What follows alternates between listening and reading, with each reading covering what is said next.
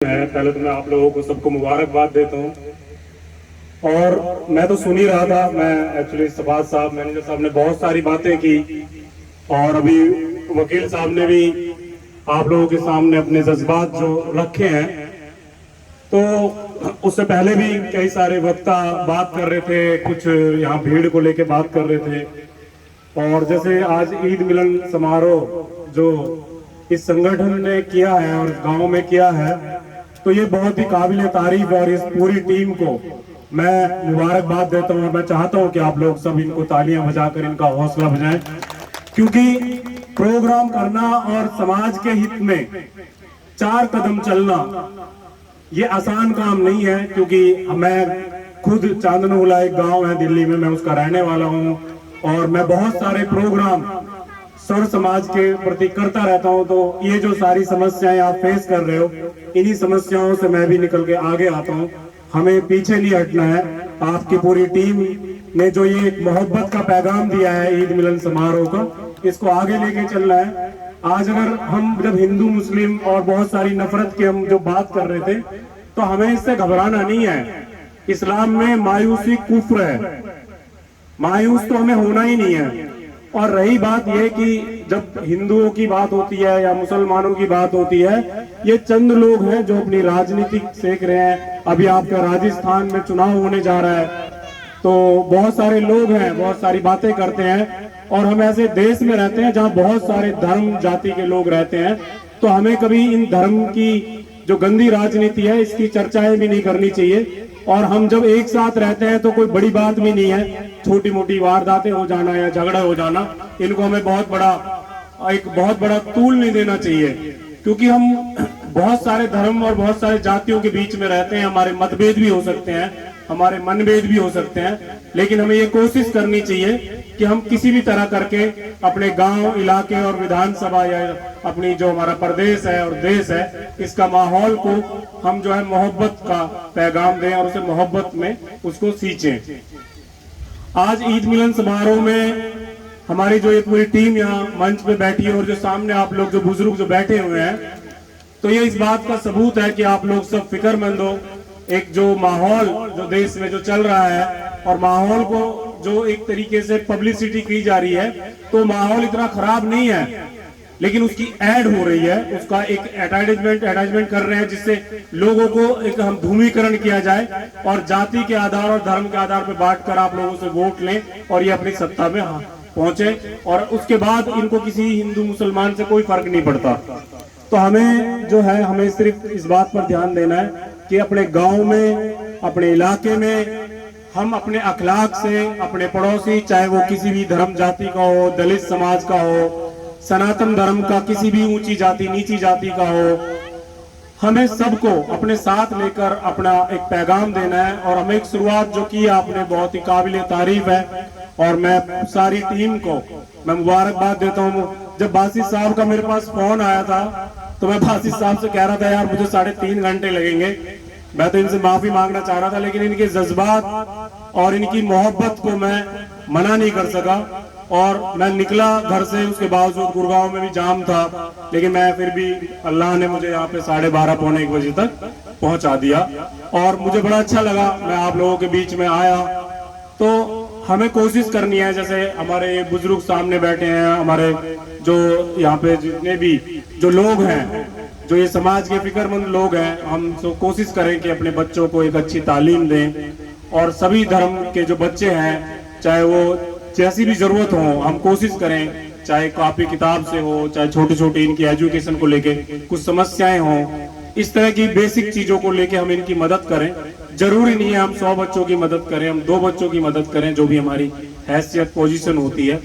तो इस तरीके से हम अपने मजबूत जो एक समाज है उसको खड़ा करेंगे और तब जाके कहीं ना कहीं आज आपका जो रामगढ़ विधानसभा में ये प्रोग्राम आप कर रहे हो, तो बहुत सारे लोगों को तो ये तकलीफ है कि आपका संगठन पता नहीं क्या कर रहा है और पता नहीं आप लोग चुनाव लड़ोगे या क्या करोगे। आपके गांव में भी 1000 अफवाहें होंगी आप लोगों के बारे में, क्योंकि जब भी कोई काम करता है तो हमारे लोग नेगेटिव बहुत सोचते हैं। हमारे लोग अगर हल्का सा भी कोई सामाजिक कार्य करता है या जो संगठन को चलाता है, अगर उसकी वो हौसला अफजाई कर दे, तो हम जिस गुर्बत से गुजर रहे हैं, तो ये गुर्बत तो आज से 50 साल पहले खत्म हो जाती। लेकिन बड़ा अफसोस है कि हमारे लोग ही हमारी टांगे खींचते हैं। मैं दिल्ली में आम आदमी पार्टी की सरकार चल रही है और मैं सरकार में बहुत अंदर तक मेरा आना जाना रहता है, और हमारे वहाँ 4 गांव हैं जिसमें मुस्लिमों की जनसंख्या ज्यादा है, और एक स्कूल को लेकर मैं पिछले 7 सालों से मैं सरकार के पीछे लगा हुआ हूँ। तो बहुत सारी चीजें, मनीष सिसोदिया जी से मैं बहुत बार मिला हूँ, अरविंद केजरीवाल जी से मुलाकातें होती रहती हैं, वहां मंत्रियों से मिलना जुलना रहता है। तो कहीं ना कहीं चाहे सरकारें कोई भी हो, हमारे लिए उनका जो दिल है वो बड़ा तंग दिल है, उनकी कलम हमारे लिए बहुत धीमी चलती है। लेकिन उसका सबसे बड़ा रीजन ये है कि जब हम कौम और समाज की आवाज उठाते हैं और हम जब देखते हैं कि हमारे साथ कितने लोग हैं, तो हम चंद लोगों की मुट्ठी भर भीड़ के साथ खड़े होते हैं, जिसकी वजह से हमारी आवाज को वो इतनी सीरियस लेके नहीं सुनते और इसी वजह से हमारे काम नहीं होते। तो ये मुझे बहुत ही दुख होता है। मैं पिछले 6 सालों से कंटिन्यू मैं मेवात में मेरा आना जाना लगा रहता है। मैं उत्तर प्रदेश, राजस्थान, गुजरात, महाराष्ट्र, मध्य प्रदेश, वहाँ बहुत सारे हमारे मेव समाज के जो लोग हैं, मेरा उनमें बहुत आना जाना रहता है। लेकिन सबसे बड़ी अगर दुख की अगर कोई बात होती है तो राजस्थान का जो मेवात है और जो हरियाणा का जो मेवात है, इसमें जो मतभेद मैं देखता हूं तो मुझे बड़ा दुख होता है कि हमारे लोग अच्छे संगठन और अच्छे समाज सेवियों को टांग खींचने में पूरी ताकत लगा देते हैं। वो 100 कॉल कर देते हैं कि आपको उस प्रोग्राम में नहीं जाना। वो ये सोचते हैं कि अगर ये प्रोग्राम सफल हो गया तो गहलोत की सीट पे अगले दिन ये आरक्षण के जो पदाधिकारी हैं ये बैठेंगे। तो वो बहुत ही उनकी घटिया सोच है। हमें इस सोच से बाहर निकलना है और हमें काम करते हुए चलना है आगे। और कोशिश करें आप अपने रामगढ़ में, अगर मेरे लायक कोई काम होगा शिक्षा के क्षेत्र में, तो इंशाल्लाह मैं आप लोगों का साथ दूंगा।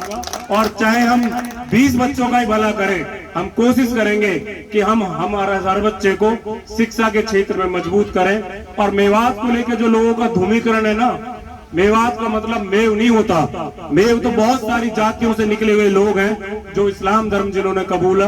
हर आदमी, चाहे वो किसी भी धर्म जाति का हो, हर आदमी मेवाती है। चाहे वो राजस्थान का मेवात हो, चाहे वो हरियाणा का मेवात हो। मेव का मतलब मुसलमान कभी नहीं होता। ये अपने दिलों से निकाल दो। आप अपने आप को बांटो मत। आज अगर शहीद राजा हसन का मेवाती की हम बात करते हैं तो शहीद राजा हसन का मेवाती कोई मुसलमानों का राजा नहीं था, वो मेवातियों का राजा था। चाहे मेवात में दलित समाज रहते हो, आपके रामगढ़ और तिजारा में सिख समाज के कितने लोग रहते हैं, वो फख्र से कहते हैं कि हम मेवात से हर मेवाती हैं। मेरे खुद के सतबड़ी में जहां मेरा ऑफिस है, मेवात के 4 बनियाओं के बहुत बड़े परिवार हैं। वो अपने आप को फख्र से बताते हैं। कुछ सिरोली गांव के हैं, फख्र से बताते हैं कि हम मेवाती हैं। और आप मेवात में धूमीकरण खुद मत ना करें। मेवाती में जो रहने वाला, चाहे दलित समाज की जातियों में से हो, चाहे सनातन धर्म की ऊंची जाति या नीची जाति का हो, चाहे सिख समाज का हो, चाहे ईसाई धर्म का हो, किसी भी धर्म का हो, हर आदमी मेवाती है। और मेवात के बारे में अगर कोई कुछ भी बोलता है तो सब लोगों को इसके बारे में दुख होना चाहिए। मैं दिल्ली में रहता हूं, जिन लोगों ने मेवात नहीं देखा है ना, वो मेवात को नक्सलियों से कम नहीं समझते। और मैं उन्होंने कहता हूं कि आप मेरे साथ चलो, मेवात की खिदमत देखो, मेवात का जज्बात देखो।